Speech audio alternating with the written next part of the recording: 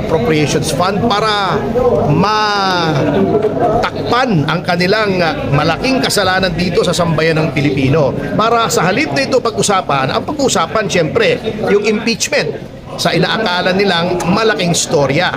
At alam niyo ba, ang tingin ko dyan, kahit papano ay isang master stroke yan ni Speaker Romualdez. Bakit ko sinasabi? Bukod sa ito ay pantakip dito sa malaking news ng insertions na ngayon ay nasa kataas-taasang hukuman at pati na dito sa piskalya sa Lunes, isang purpose yan. Number 2, pinapakita dyan ni Speaker Romualdez na the President is not in control. He is the one in control. Bakit? Sapagkat publicly sinabi na ni Pangulo ayaw niya ng impeachment.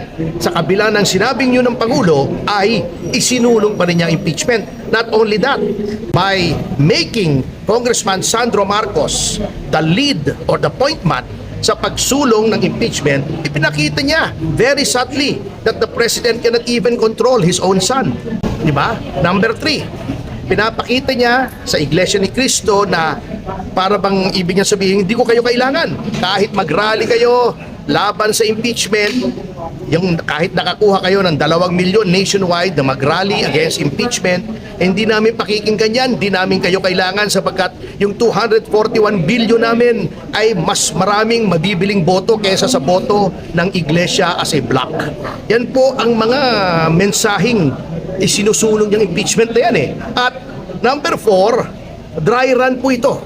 Sapagkat kung hindi man matutuloy yung impeachment, etong kongresong ito, because of lack of material time, pwede ulit itong ilitin after the 1-year moratorium at pinakita ni Speaker na siya ay may super majority na anytime kaya niyang ipa-impeach si Vice President Sara Duterte, and indirectly pinapakita niya that he can hold the President hostage. Why? Because siya mismo kaya niyang ipag-impeach pati ang Presidente. So, by doing this impeachment right now, there is one message being sent by Speaker Romualdez. Ako ang pinakamatigas dito sa Pilipinas. Kaya ko kayong lahat.